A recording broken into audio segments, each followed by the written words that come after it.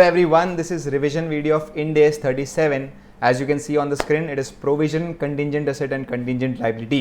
देखिए हम कम से कम समय में सारी बातें यहाँ पे जो हम लोग के एग्जाम पर्सपेक्टिव से ज़रूरी है वो याद करने की कोशिश करते हैं एंड देन उसके बाद कुछ 3-4 ऐसे एग्जाम्पल्स भी देख लेंगे टू सी दैट कि भाई हमारी चीज़ें जो है वो यहाँ पे मायने रख रही है कि नहीं, मैच हो रही कि नहीं, राइट। हम स्टार्ट करते हैं रिविजन। एब्सोल्यूट थियरी हम लोग का जो है वो एज इन कहीं ना कहीं यहाँ पे मायने रखता है। जो इस पूरे के पूरे टॉपिक है उसके अंदर डेफिनेशंस बहुत ज़रूरी है। एक एक करके हम लोग समझने की कोशिश करते हैं what is provision, what is contingent liability and what is contingent assets, right. And restructuring provision क्या होती है, ऑनरस कॉन्ट्रैक्ट क्या होते हैं, एग्जीक्यूटरी कॉन्ट्रैक्ट क्या होते हैं, कब हम लोग का रीइंबर्समेंट राइट दिखता है, कब नहीं दिखता है, ये सब बातें हम लोग करने की कोशिश करेंगे वन बाय वन, राइट। सबसे पहली बात यहाँ पे आ जाती है, सर हमारा ये जो दो टर्म है इनके बीच का डिफरेंस क्या है। What is the difference between provision and contingent liability, right? Provision and contingent liability. देखिए मैं इस चैप्टर को ना 3 शब्दों में सीमित कर देता हूं। सबसे पहले आपके ऊपर क्या प्रेजेंट ऑब्लिगेशन है, दूसरा यहां पे कितना आपको आउटफ्लो लग सकता है, उसके चांसेस क्या है, एंड तीसरा अमाउंट। बहुत सिंपल सी बात है। हम लोग को ये वाली बात फिक्स पता है कि भाई देखो जो प्रोविजन होता है वो कहीं ना कहीं हमारे बैलेंस शीट के अंदर रिकॉग्नाइज होता है, बैलेंस शीट के अंदर दिखता है एज इन प्रॉपरली। यहाँ पे आप दिखाते हो लाइबिलिटी के फॉर्म में, provision for bonus, provision for retirement benefits, right.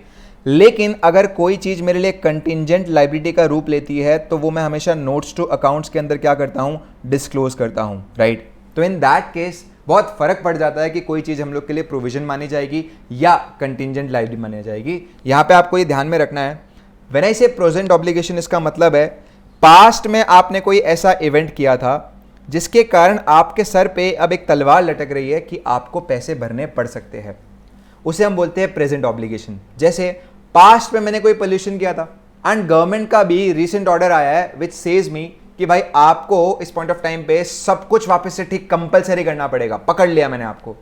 तो मतलब मेरे ऊपर प्रेजेंट ऑब्लिगेशन आ गई है बिकॉज मैंने पास्ट में क्या किया था, कोई इवेंट किया था। मैंने 4 जन को कोई आईपैड बेचा एंड मैंने उनको वारंटी दी थी कि भाई अगर आईपैड में कुछ भी खराब हुआ तो सबको 50-50 हज़ार रुपये मैं वापस करूंगा। एंड अब आईपैड में खराबी निकल चुकी है एंड मुझे 50-50 वापस करने पड़ सकते हैं, पढ़ ही रहे हैं। That is present obligation. आ रही है बात आपको समझ। तो प्रेजेंट ऑब्लिगेशन का मतलब है भाई इस पॉइंट ऑफ टाइम पे आपने कोई पास्ट में एक्ट किया था जिसके कारण आपको पैसे भरने आ रहे हैं। मुद्दा उठता है कि वो भरने के चांसेस कितने हैं। अब मैं यहाँ पे जो भी चांसेस है उसको 4 फॉर्म में डिवाइड कर देता हूँ। एक हो गया मोर देन 95%, एक हो गया 50 से लेकर 95% के बीच, एक हो गया लेस देन 50% बट अबव 5%, और एक हो गया 5% या उससे कम। देखिए इन सबको हम टर्म देते हैं।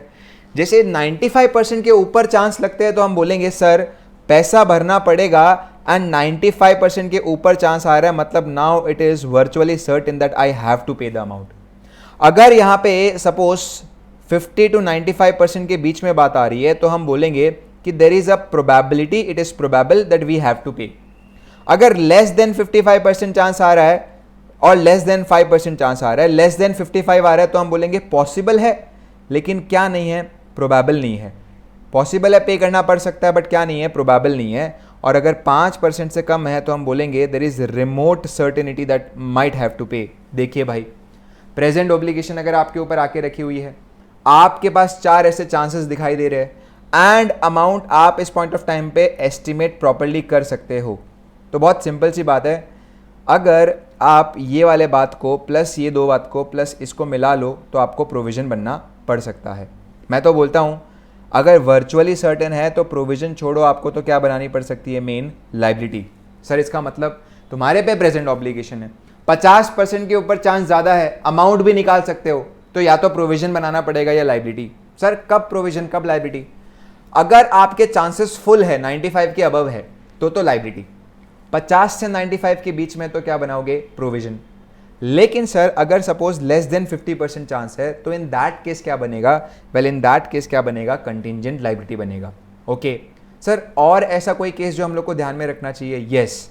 क्या अमाउंट हम लोग एस्टिमेट नहीं कर सकते? ऐसी कोई बात तो नहीं है ना, क्योंकि अगर अमाउंट ही आप एस्टिमेट नहीं कर सकते तो ना ही प्रोविजन बनना चाहिए ना ही लायबिलिटी बनना चाहिए। आप कैसे बुक्स में दिखाओगे? अमाउंट अगर आप एस्टिमेट नहीं कर सकते हो तो इन दैट केस पता होना चाहिए कि कंटिंजेंट लायबिलिटी ही बनेगा। तो बहुत सिंपल सा मैं यहाँ पे सिनारियो आपके सामने दिख रहा हूँ। प्रेजेंट ऑब्लिगेशन है, वर्चुअली सर्टेन है, या फिर इस पॉइंट ऑफ टाइम पे प्रोबेबल है, अमाउंट एस्टिमेट की जा सकती है। तो अगर ये केस है तो लायबिलिटी, अगर ये केस है तो प्रोविजन। बट इस पॉइंट ऑफ टाइम पे प्रेजेंट ऑब्लिगेशन है, वर्चुअली सर्टेन है या प्रोबेबल है, लेकिन अमाउंट नहीं कैलकुलेट की जा सकती, कंटिंजेंट लायबिलिटी। प्रेजेंट ऑब्लिगेशन है, अमाउंट कैलकुलेट की जा सकती है लेकिन प्रोबेबल नहीं है, लेस देन 50% चांस है, again contingent liability. Less than 5% chance है तो क्यों इतना टेंशन ले रहे हो? ना कंटिंजेंट लायबिलिटी, ना प्रोविजन, ना कोई बात, उसको बुक्स में दिखाओ ही मत। तो सबसे पहली बात तो ये हो गई। आपके ऊपर अगर लेट से प्रेजेंट ऑब्लिगेशन आ चुका है तो ऐसे सिनारियोज है जो आपको ध्यान में रखना है। सर अगर मुझे लगता है कि शायद मुझे पैसा भरना पड़ सकता है, but it is dependent upon certain event, कि अगर ये होगा तो भरना पड़ेगा, वरना अगर ये नहीं होगा तो भरना नहीं पड़ेगा, ऐसी ऑब्लिगेशन को हम लोग क्या नाम देते हैं दोस्तों? Possible obligation. And possible obligation है कि पैसे भरने पड़ सकते हैं या नहीं भी पड़ सकते हैं, तो ऑलवेज क्या बनना चाहिए? कंटिंजेंट लायबिलिटी बनना चाहिए, राइट? जैसे तुम्हारे ऊपर एक इन्वेस्टिगेशन चल रही है बट उसके रिजल्ट्स अभी तक आए नहीं है, बट वो इन्वेस्टिगेशन अगर कंक्लूड होगा तो शायद पैसा भरना पड़ सकता है, because the amount which is payable is dependent upon that investigation. ऐसी ऑब्लिगेशन को मैं क्या नाम दूंगा? Possible obligation. एंड वहां पे क्या बुक्स में बनेगी? Contingent liability. तो ये चार्ट बहुत क्लियर होना चाहिए आपको। सबसे पहली बात तो देखो क्या लिखा है। लायबिलिटी एक प्रेजेंट ऑब्लिगेशन है अराइजिंग फ्रॉम पास्ट इवेंट जहां पे आउटफ्लो वर्चुअली सर्टेन है और अमाउंट आप निकाल सकते हो। आउटफ्लो जहां पे वर्चुअली सर्टेन नहीं है और प्रोबेबल है तो क्या बनाओगे? प्रोविजन। बट कंटिंजेंट लायबिलिटी को लेकर क्या बोला है? आउटफ्लो जहां पे प्रोबेबल नहीं है या अमाउंट आप नहीं निकाल सकते हो तो क्या बनेगा? Contingent liability. या ऑब्लिगेशन ही अभी तक आपके ऊपर आई नहीं है, it is dependent upon any uncertain events, तो इन दैट केस क्या बनना चाहिए? कंटिंजेंट लायबिलिटी बनना चाहिए। ध्यान रखिए, लेस देन 5% चांस होती है तो कंटिंजेंट लायबिलिटी कहीं नहीं दिखता, और 5 से 50% के बीच में अगर फॉल होती है तो इन दैट केस आप फिर भी बोल सकते हो कि सर इसे डिस्क्लोज तो कर देना चाहिए। Yes, right. अब इसमें थोड़ी सी और बातें हम जानते हैं, राइट।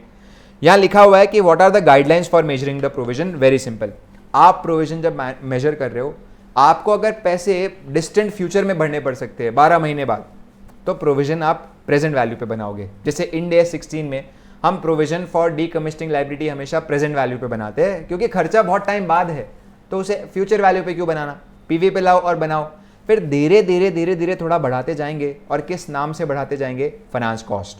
मुझे लग रहा है कि भाई 2 साल बाद मुझे 1 लाख रुपए भरना पड़ सकता है, डिस्काउंट रेट है 1.1, तो मैं आज प्रोविजन बनाऊंगा 1 lakh upon 1.1 for 2 times, that is 82644।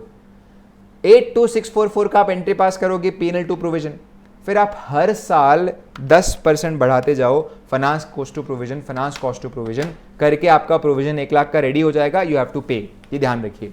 एक और बात, प्रोविजन जब आप बना रहे हो तो इन दैट केस आपको ध्यान में रखना है कि फ्यूचर में कोई ऐसी टेक्नोलॉजी आ जाएगी जिससे मेरा खर्चा कम आएगा, या फ्यूचर में मैं ये कर दूंगा जिससे मेरा खर्चा कम आएगा, तो प्लीज सर आज मैं कम अमाउंट का प्रोविजन बनाऊं। ऐसी रिक्वेस्ट आपको मैनेजमेंट की इग्नोर करनी है, वरना तो तुम भाई मैनेजमेंट की बातों में आ जाओगे। जैसे बहुत बार होता है कि यार रिस्टोरेशन 10 साल बाद जो करनी होती है साइट को वापस से ठीक ठाक, आज के टर्म्स में वो 10 लाख की कॉस्ट है, बट मैनेजमेंट बोलता है सर तब तक तो AI एडवांस हो जाएगा, टेक में ये आ जाएगा वो आ जाएगा, 10,000 में काम हो जाएगा, सर 10,000 का बना दो प्रोविजन। नहीं, जब ऐसा होगा और हमें कॉन्क्रीट एविडेंस दिखे तो हम प्रोविजन को रिवर्स कर देंगे। आज आप चुपचाप क्या करो, 10 लाख के PV का प्रोविजन बनाओ। ये ध्यान रखना, फ्यूचर इवेंट आपके हो सकता है कि अमाउंट को इफेक्ट करे, but they should be reflected only when the sufficient objective evidence are available. कोई भी पोटेंशियल डेवलपमेंट हो सकता है वो आप एंटिसिपेट या कंसीडर नहीं करोगे। हर साल प्रोविजन को रिव्यू करते जाओगे at the end of the each period. ध्यान रखिए, कभी कभार क्या होता है, मुझे लग रहा है कि अगले साल मैं लॉसेस में आने वाला हूं, तो मेरा मन कर रहा है कि सर इसके भी प्रोविजन बना दूं। प्लीज आप ऐसा मत करो, वरना मैचिंग कॉन्सेप्ट वॉयलेट हो रहा है। तो अगर फ्यूचर में कोई ऑपरेशन की कॉस्ट लगने वाली है जिससे आप लॉसेस में जाने वाले हो, आपको उसका अभी प्रोविजन बनाने की कोई जरूरत नहीं है। क्या पता वो कॉस्ट अवॉइड हो जाए, क्या पता वो खर्चा लगे ही ना। फॉर एक सिंपल सा एग्जांपल लेता हूं, एक शिप मैंने परचेज कर ली है और वो 10 लाख की परचेज की। लॉ बोलता है कि हर 3 साल में आपको शिप का ओवरहॉल कराना है, जैसा था वैसे का वैसा कंडीशन में चाहिए, तब जाके ही अगले 3 साल में आपको चलाने दूंगा। मैंने बोला इन 3 सालों में तो सर मैं चला सकता हूं ना, अगर ओवरऑल ना भी करूं तो। बोला हाँ सर। उसके बाद अगर आपको चलाना है तो शिप को वापस से आपको पूरा का पूरा चेक कराना पड़ेगा। तो ये तो फ्यूचर में मैं ऑपरेट करना चाहता हूं, उसके कारण है। उसका प्रोविजन मैं आज बना के क्या करूं, 3 साल बाद देखेंगे ना, तब बनाएंगे ना। हाँ, अगर हमें गवर्नमेंट बोलती है कि मैं आपको शिप दे रहा हूं, 3 साल बाद आप मुझे वापस करोगे जैसा दिया था वैसे का वैसा, तो हम बोलेंगे सर इसके फिर बेनिफिट तो ये 3 सालों में हो चुके हैं, उसके बाद नहीं मिलने वाले, लेट्स मेक द प्रोविजन। तो आपको डिफरेंस समझ लेना चाहिए कि एग्जैक्टली किस तरीके से हमें बनाना है। अब हम लोग को यहाँ पे समझना जरूरी है एक कॉन्ट्रैक्ट जिसका नाम हो गया एग्जीक्यूटरी कॉन्ट्रैक्ट। क्या होता है एग्जीक्यूटरी कॉन्ट्रैक्ट? मैंने आपको बोला कि आप बढ़िया सा 10 कैमरा हमें सप्लाई करो, मैं आपको हर कैमरा के पीछे 1 लाख रुपए दूंगा। एक कैमरा आपने दिया, मैंने आपको 1 लाख दे दिया। आपने 2 कैमरा दिए, मैंने 2 लाख दे दिया। जब बायर और सेलर आपस में सेम स्टेज पे है, पैसा आया माल दिया पैसा आया, सेम स्टेज पे चल रहा है, आगे पीछे नहीं है कि तूने मेरे को 5 यूनिट दे दिए और मैंने आप सभी को इस पॉइंट ऑफ टाइम पे 10 लाख रुपए देके नक्की कर दिया, ऐसा नहीं चल रहा। There is no mismatching between what the seller have delivered and what the buyer have paid. ऐसे कॉन्ट्रैक्ट को हम क्या बोलते हैं? Executory contract. 37 बोलता है सर इसमें मैं क्यों आऊँ, मेरा क्या काम? इसीलिए एग्जीक्यूटरी कॉन्ट्रैक्ट के ऊपर 37 एप्लीकेबल नहीं है। 37 आपके तब एप्लीकेबल होते हैं जब हमारे यही सेम एग्जीक्यूटरी कॉन्ट्रैक्ट क्या बन जाते हैं? ऑनरस बन जाते हैं, तुम्हारे ऊपर एक बोझ बन जाते हैं। जैसे तुमने एक बायर को बोला था कि मुझे 100 यूनिट्स ऑफ कैमरास चाहिए at ₹1 lakh per unit, DSLR type एकदम महंगा वाला। तब आपको पता था कि सेल वैल्यू अच्छी है उस कैमरा की, तो एक हाथ से खरीदूंगा दूसरे हाथ पे बेचूंगा। आपने कमिटमेंट किए। अगले ही दिन मार्केट में ऐसी टेक्नोलॉजिकल चेंजेस आई कि आपका ये जो कैमरा है वो खाली 50,000 में बिक रहा है और एज सच उससे ज्यादा भाव दे ही नहीं पा रहा। Now you are in a loss making contract, क्योंकि खरीदना फिक्स आपको 1 लाख पे पड़ रहा है, बट बिक कितने पे रहा है? खाली 50 पे। तो शॉर्ट यहाँ पे लॉस है 50,000 इंटू 100 का, विच इज 50,000 इंटू 100, हमारी अमाउंट आ रही है अराउंड ₹50 lakhs के, राइट? 50 लाख के आसपास की अमाउंट आ रही है। तो अब मुझे पता है कि भाई ये लॉस में आ चुका हूं मैं कॉन्ट्रैक्ट, डिस्पाइट बीइंग एग्जीक्यूटरी है, दोनों सेम लेवल पे, बट लॉस में हूं ना मैं। I need to make the provision. Sir 50 lakh का एक ऑप्शन हम आपको देते हैं, या तो आप 50 लाख का प्रोविजन बना लो, या आपको लगता है कि इस कॉन्ट्रैक्ट को बीच में टर्मिनेट किया जा सकता है और उसके लिए आपको पेनल्टी पे करना पड़ेगा। तो एक बार पेनल्टी हमें बताओ। सपोज 40 लाख की है। ये दोनों में से जो मिनिमम अमाउंट है उसका आपको प्रोविजन बना लेना चाहिए, क्योंकि आदमी क्या करेगा, या तो बीच में टर्मिनेट कर देगा या पूरे कॉन्ट्रैक्ट को एग्जीक्यूट करेगा बेस्ड ऑन कि उसका लॉस मिनिमम कहां पे हो रहा है। तो अगर टर्मिनेशन पेनल्टी है 40 लाख की और लॉस कॉन्ट्रैक्ट में दिख रहा है 50 का, तो 40 लाख का बनाओ। लॉस कॉन्ट्रैक्ट में दिख रहा है 20 लाख का, टर्मिनेशन पेनल्टी है 30 लाख की, तो 20 लाख का बनाओ। तो इस तरीके से ऑनरस कॉन्ट्रैक्ट के ऊपर आप प्रोविजंस बनाते हो, where unavoidable cost of meeting the obligation exceed the economic benefit of obligation. जब आप मीट कर रहे हो तब आपको फायदा 50 का होने वाला है, खर्चा यहाँ पे 1 लाख का लग रहा है, दैट इज द केस। तो आपको ऑनरस कॉन्ट्रैक्ट का प्रोविजन बनाना पड़ता है। एक ये बात ध्यान में रखनी है। कभी कभार ऐसा होता है कि हम लोग को रीइंबर्समेंट भी समझ लेना चाहिए। जैसे कि फॉर एग्जांपल लेट्स से कि मेरी ब्रांड मैं यहाँ पे रखता हूँ सपोज विशाल बैग्स। अब मैं क्या करता हूँ, मैं ये जो बैग्स है वो आउटसोर्स करवाता हूँ और किसी और से बनाता हूँ। आउटसोर्सिंग में सामने वाला मुझे बोलता है कि सर मैं बैग आपके ब्रांड का ही बना के दे दूंगा, आप कस्टमर को भेज देना। कस्टमर को मैं वारंटी देता हूं कि अगर बैग को कुछ भी हुआ तो आप मुझसे पैसा क्लेम कर सकते हो, ऐसा मैंने वारंटी दिया हुआ है। लेकिन मैंने ये आउटसोर्सर सप्लायर को बोला है कि भाई देख, अगर इस बैग में कुछ डिफॉल्ट आते हैं तो उसमें तेरी ही जिम्मेदारी है, तेरी ही गलती है, तो मुझे तेरे से कुछ गारंटी चाहिए। तो ये बोलता है सर टेंशन मत लो, आपने वारंटी दी है ना, आपको जो भी खर्चा लगेगा उसका 70% अमाउंट मैं क्या कर दूंगा, रीइंबर्स कर दूंगा। मैंने बोला बोल रहा है सच्ची में करेगा? बोला सर सच्ची में करूंगा। अब कस्टमर तो हम लोग को बोलता है कि सर मेरा तो डैमेज हो गया, मिलाकर हम लोग का 1 लाख भरने आ रहा है, बट मुझे पता है कि 70,000 मुझे यहाँ पे वापस मिल जाएंगे। नाउ द क्वेश्चन इज कि बैलेंस शीट के अंदर क्या मैं इन दोनों का net amount as a provision दिखाऊं या दोनों को अलग अलग दिखाऊं? क्या पीएनएल के अंदर इन दोनों का नेट अमाउंट दिखाऊं या अलग अलग दिखाऊं? दे से दैट कि शो इट सेपरेटली, वो बेटर पिक्चर देगा। आप प्रोविजन को अलग से दिखाइए और रीइंबर्समेंट राइट को एज अ इनकम अलग से दिखाइए, ताकि इन्वेस्टर्स को पता रहे कितने का भांडा फूटा है और कितना आपको भरने पड़ रहा है, कितना आपको मिल रहा है। तो जितना हो सके बेटर पिक्चर के लिए आपको सेपरेटली दिखाना चाहिए। यही बात है जो लिखी हुई है in the reimbursement right. And उसके बाद यहाँ पे एक पॉइंट आ जाता है जिसको हम बोलते हैं कंटिंजेंट एसेट। देखो कंटिंजेंट एसेट का हम लोग समझेंगे क्या एग्जैक्टली है, बट बिफोर दैट दो बातें आपको ध्यान में रखनी है। फ्यूचर इवेंट आप तभी कंसिडर करोगे जब सफिशिएंट ऑब्जेक्टिव एविडेंस आपके पास अवेलेबल है। अगर एविडेंस अवेलेबल है तो प्रोविजन थोड़ा बहुत कम कर सकते हो कि ये चेंज हो गया, वो चेंज हो गया, हालात चेंज हो गए, बट अगर एविडेंस अवेलेबल नहीं है तो प्रोविजन वैसे का वैसा ही रहेगा। आप यहाँ पे एक्सपेक्टेड डिस्पोजल ऑफ असेट के वक्त आपको जो गेन हो सकता है वो कभी भी प्रोविजन को कम करने में इन्वॉल्व नहीं करोगे। इस बात का मैं मतलब बताता हूँ। कई बार क्या होता है, तुम इस पॉइंट ऑफ टाइम पे सपोज 3 फैक्ट्री ऑपरेट कर रहे हो, फैक्ट्री 1, फैक्ट्री 2, फैक्ट्री 3। आपका ये फैक्ट्री 1 लॉस में है और आप इसे टर्मिनेट कर रहे हो।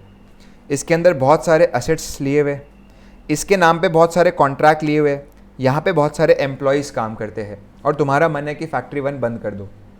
ये फैक्ट्री 1 बंद करने के लिए आपने बाकायदा एक अच्छे से प्लान बना के रखा हुआ है कि कैसे बंद करना है, प्लस आपने इसका सबको इन्फॉर्मेशन भी दे दिया है, जो भी आपके वर्कर्स है, जो भी आपके स्टेक होल्डर्स है, इन्वेस्टर्स है, सबको बोल दिया है कि भाई फैक्ट्री 1 बंद होने वाली है। जब आपने इतना बखेरा खड़ा कर दिया है ना, तो सबसे पहले आपके सर पे क्या आ चुकी है, कंस्ट्रक्टिव ऑब्लिगेशन। कंस्ट्रक्टिव ऑब्लिगेशन है कि फैक्ट्री 1 तो बंद करना पड़ेगा। बंद करते ही आपको दिख रहा है कि नुकसान बहुत सारे होने वाले हैं। एक, ये कॉन्ट्रैक्ट जब टर्मिनेट करेंगे तो we might have to pay the penalty. Employees को जब निकालेंगे तो वी हैव टू माइट पे टर्मिनेशन पेनल्टी। तो इन सब का प्रोविज़न बनाने आज की डेट पे आ रहा है। तो हमें किस अमाउंट का प्रोविज़न बनाना चाहिए, कैसे बनाना चाहिए, उसके बारे में एक टॉपिक है जिसका नाम हो गया रीस्ट्रक्चरिंग प्रोविज़न। तो देखिए, सबसे पहली बात है, ये एक्सपेक्टेड डिस्पोजल वाला पॉइंट यहाँ पे आएगा।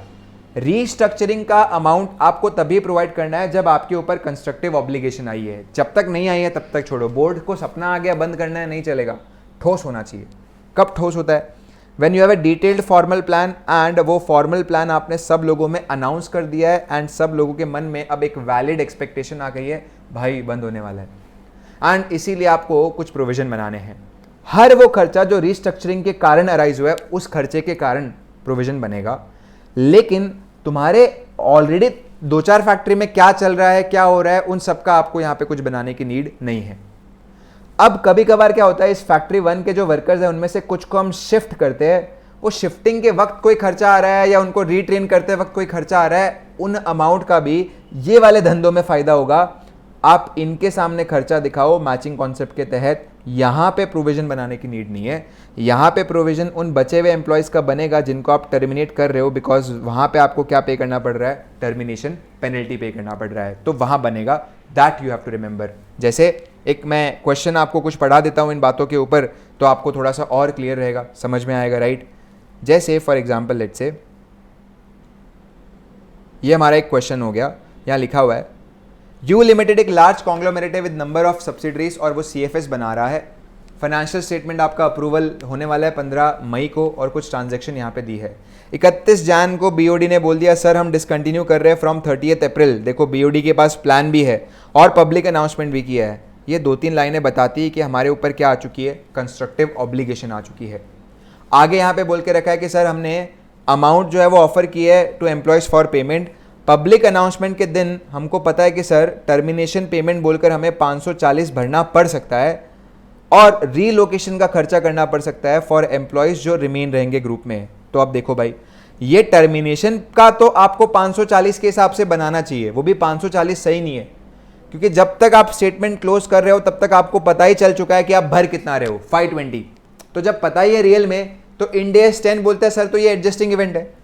आपने उस वक्त जब अनाउंसमेंट की थी तब 540 लग रहा था, आज स्टेटमेंट क्लोज नहीं हुए, 15 मई तक भर दिया पैसा, तो जितना भरा है सीधा उसी का बना लो, स्टेटमेंट पूरा खुलना बाकी है। तो 520 का तो बनेगा, बट ये रीलोकेशन कॉस्ट का नहीं बनेगा, बिकॉज ये जो दूसरे धंधे हैं उनको फायदा दे रहा है, वहां पे हम लोग एम्प्लॉयज को काम ले रहे हैं, इसलिए उनके सामने दिखना चाहिए। जब खर्चा करेंगे तब हम लोग को दिखाना है, आज दिखाने की नीड नहीं है। आज 31 मार्च 22 को प्रोविजन बनाने की नीड नहीं है। ऐसे हम लोग का एक लीज कॉन्ट्रैक्ट चल रहा था जो हमें बीच में टर्मिनेट करना पड़ेगा, तो बनता है, क्योंकि इंक्रीमेंटली आज हम लोग फैक्ट्री बंद कर रहे हैं, ये सब्सिडरी बंद कर रहे हैं, तो कहीं ना कहीं ये लग रहा है। वहाँ पे मेरे को लग रहा है कि सर मेरा कुछ पेनल्टी भरना आ सकता है, तो वो पेनल्टी का बढ़ना चाहिए। जैसे यहाँ पे इफ़ यू सी हमारी पेनल्टी भरने आ रही है अराउंड 410 लाख के आसपास, तो उस अमाउंट का हम लोग ने प्रोविजन बनाया है। देखो मैं क्वेश्चन पूरा रीड नहीं कर रहा हूँ, मैं खाली आपको जस्ट बता रहा हूँ इस क्वेश्चन की क्या है। क्वेश्चन ये बोलता है सर अप्रैल में वो फैक्ट्री हम लोग चालू रखेंगे, उसके कारण थोड़े बहुत ऑपरेटिंग लॉसेस होने वाले हैं, उन्हें आपको इग्नोर करना है, क्योंकि जो भी फ्यूचर में ऑपरेट करने के लॉसेस है वो तो तभी दिखते हैं, हमको पता भी नहीं है वो क्या होने वाले। आज उनका कुछ बना के मतलब नहीं है प्रोविजन। इट इज़ 1 महीने का कुछ काम बाकी है, उसमें कुछ खर्चा एंड ऑल लगने वाला है, वो तो भाई उस 1 महीने दिखे तो ज़्यादा बेटर पिक्चर देगा, उसका हम प्रोविजन आज नहीं बनाएंगे। Is it clear to everyone? Right? Yes. तो मैंने जैसे बोला था कुछ क्वेश्चन हम लोग यहाँ पे सॉल्व करने की कोशिश करेंगे, ये वन ऑफ द क्वेश्चन है। अब इसमें क्या होता है, हमारा जो फैक्ट्री का एसेट है ना वो बोलता है सर आप टेंशन में आ गए, आपको इस क्वेश्चन में देखो प्रोविजन बनाने आ रहा है 930 लाख्स का, are you ready for that? मैंने बोला नॉट एट ऑल। बोला सर आप मुझे डिस्पोज करोगे, फैक्ट्री के एसेट्स बोल रहे हैं मुझे कि आप हमें डिस्पोज करोगे तो आपको फ़ायदा भी तो होगा सर 400 लाख का। सर वो डिस्पोजल आप कंसिडर कर लो यहाँ पे माइनस करने में। अरे ये थोड़ी ना होता है, फिर तो प्रूडेंस कॉन्सेप्ट वॉलेट हो रहा है। एक्सपेक्टेड गेन तो आप कभी यहाँ पे पिक्चर में लेते ही नहीं हो, इसीलिए डिस्पोजल के वक्त कुछ फ़ायदा हो सकता है वो आपको इग्नोर करना है, जब होगा तब फ़ायदा दिखेगा, आज प्रोविजन बनाते वक्त आप उसे इन्वॉल्व मत करो। तो ये एक हम लोग का क्वेश्चन था जो हम लोग ने कर लिया सॉल्व। अब देखिए ऑनरस कॉन्ट्रैक्ट पे क्वेश्चन है, हम लोग का एक कॉन्ट्रैक्ट एंटर हुआ है to supply TV at ₹2 million, 1000 sets है, बट देखो जो खरीदने की कॉस्टिंग है वो अब आ रही है 2.5 मिलियन, देना तो 2 में पड़ेगा, खरीदी कितने की पड़ रही है 2.5, तो मुझे 0.5 मिलियन का यहाँ पे लॉस दिख रहा है कॉन्ट्रैक्ट में, लेकिन मैं चाहूँ तो इसे टर्मिनेट कर सकता हूँ bye paying a penalty of 0.25 million. So which ever is lower का हम लोग को प्रोविजन बना देना है, यहाँ पे आ रहा है 0.25 मिलियन, तो ये देखो प्रोविजन हम लोग का बन गया। ऐसे ही हम लोग का यहाँ पे देखो एक क्वेश्चन है, ABC लिमिटेड एक ऑटोमोबाइल मैन्युफैक्चरर है, इसकी डिलीवरी जो है वो शेड्यूल्ड है जून में, 31 मार्च 21 को लग रहा है कि शायद सर हम लोग नहीं दे पाएंगे, टाइम पे लेट हो जाएंगे। आप 31 मार्च को क्या लेट डिलीवरी के कारण आपको जो जो पेनल्टी पे करना पड़ सकता है उसका प्रोविजन बनाओ तो सही रहेगा? The answer is no. अप्रैल और मई में क्या पता क्या मोटिवेशन आ जाए ओवर टाइम करने की और आप टारगेट पूरा कर दो, तो आपके ऊपर अभी तक प्रेजेंट ऑब्लिगेशन आई नहीं है, कस्टमर को भी नहीं पता है कि उसको कुछ पैसा मिलने वाला है क्या हमसे पेनल्टी के फॉर्म में। 31 मार्च को कुछ बना के क्या मतलब है? जब डिले होगा, लेट होगा, तब आप बनाओ ना, आज आपके ऊपर तो कोई तलवार लटकी नहीं है, there is no present obligation as such, तो कुछ प्रोवाइड करने की जरूरत नहीं है।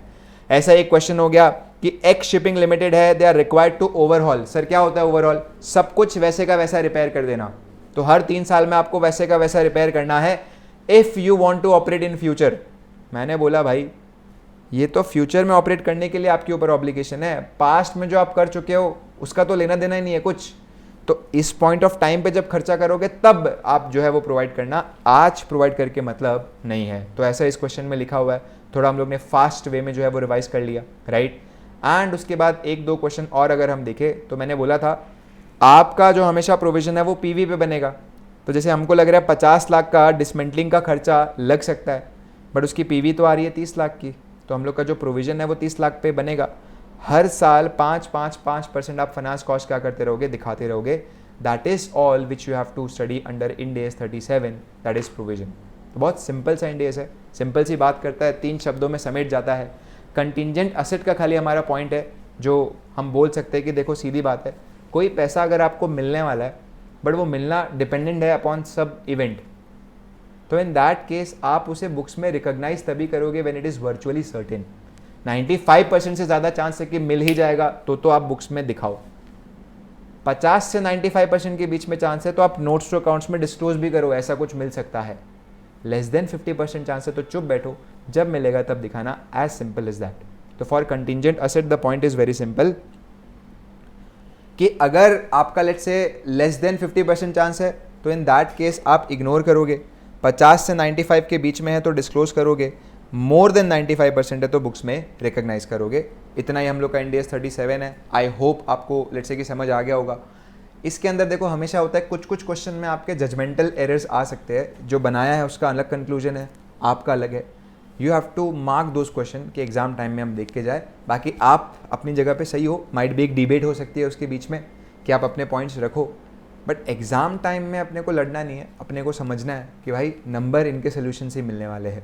बाकी मोटा मोटी 90 to 95% केसेस में तो आपका कंक्लूजन एकदम परफेक्ट रहेगा।